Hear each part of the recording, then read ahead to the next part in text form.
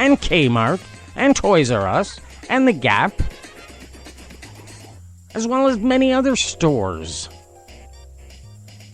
Sears, all these stores, Best Buy, all these stores, you can shop online. But yet they still have the brick and mortar stores that are going to be open at the same time. Why don't you just shut the doors, let your online stores do the work, which most of it runs on autopilot without people, and let your employees have the day off. Make some big hullabaloo what to do about an online sale on Thanksgiving. Online coupons, online this, online whatever you can do. Do it that way. You make your money, and your employees get the day off, like it should be. Spend time with their families, eating turkey, getting fat, watching the Lions lose on television. The way Thanksgiving should be. Oh my gosh. Yes, there are Thanksgiving traditions. It's the turkey. It's Uncle Sam after he's eaten the turkey, loosening the belt, unzipping the pants, sitting there and falling asleep on the couch. It's Aunt Mildred and Uncle George fighting. But it's part of tradition. Like the Lions at 1 o'clock when whoever they're playing that day, and they whip out the turkey, we're going to win, and then by 3:30, the Lions, they suck. That's Thanksgiving tradition. And part of that tradition is the store's not opening. I mean, go back to your 4 a.m., 5 a.m., 6 a.m. day after Black Friday store opens. I miss the old commercials. Open, open, open. The guy sitting outside the door. What was that? Target, I think? I forgot. Kohl's or somebody. But that's where the tradition should lie. Doing that. Hi, vey. It makes me want to throw up, but I'm not gonna, okay? I promise. So, yeah, there's my take on this pre-Thanksgiving madness that we got. And it's getting pretty nasty because you got the big hullabaloo with the Walmart employees is starting up. All this stuff is going on. It's like a revolt. So now Walmart has filed a complaint against the protesters as this protest seems to grow. They filed a legal complaint against growing protests ahead of Black Friday. Filed a complaint last Thursday against the United Food and Commercial Workers International Union, claiming that labor union, one of the nation's largest, unlawfully disrupting their business, staging protests at Walmart stores and warehouses around the country over the past 6 months. You know?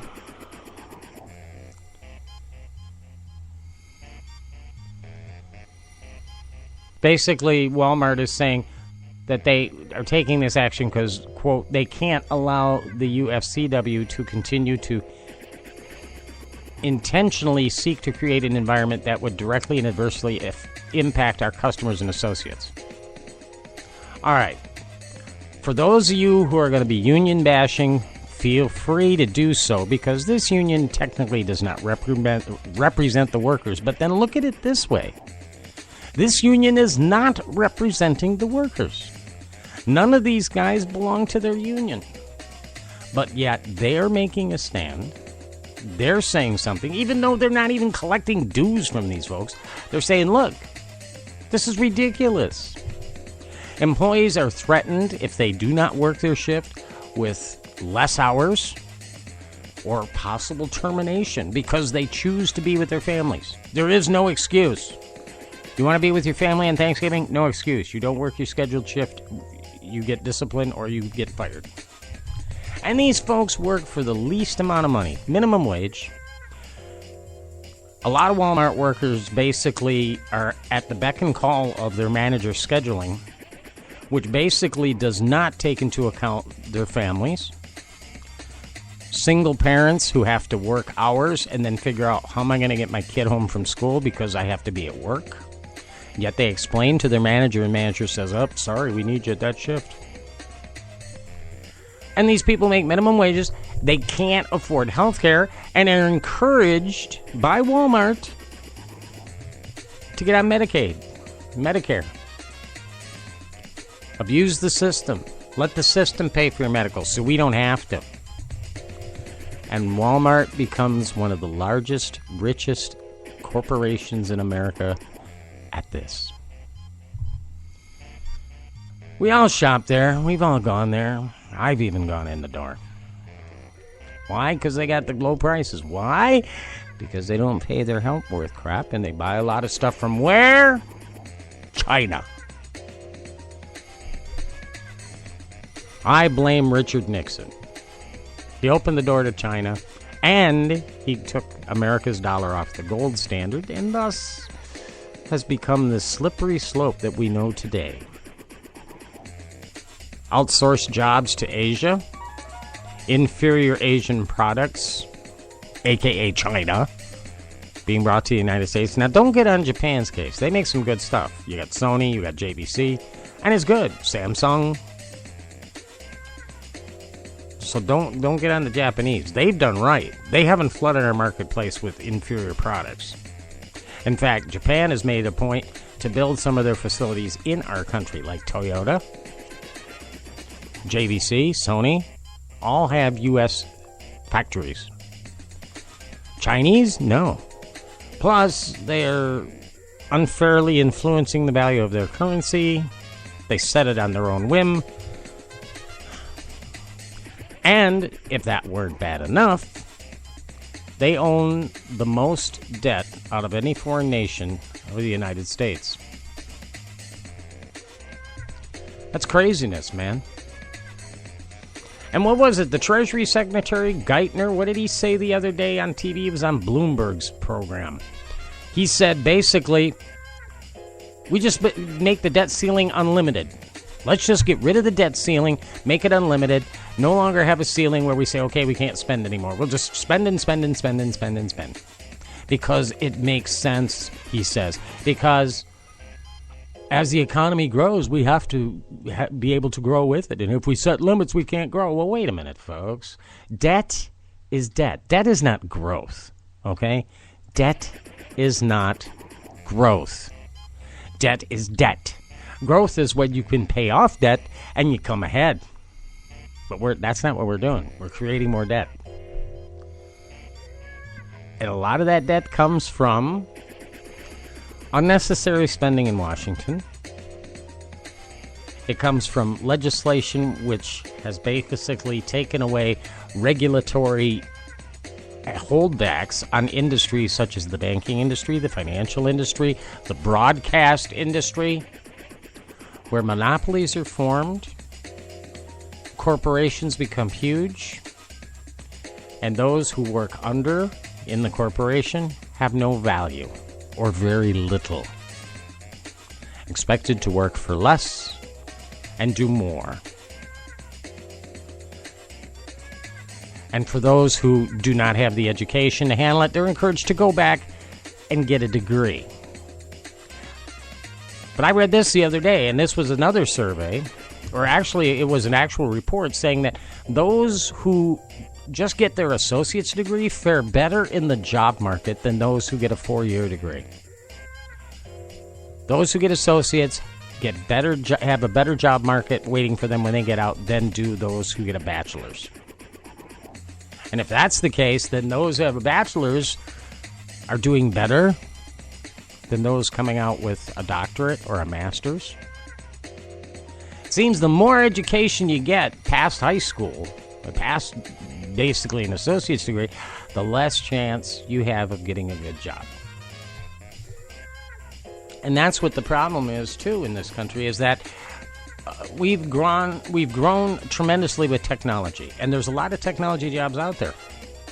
Problem is, it's technology, and technology has basically taken away the human component in the workplace, in government, in everything.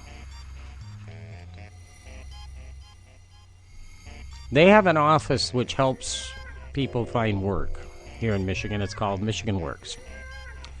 And they had people working there up until this summer. Now all of a sudden there's a ton of computers and people got laid off. And some of these people who got laid off from the Michigan Works office are now back as clients.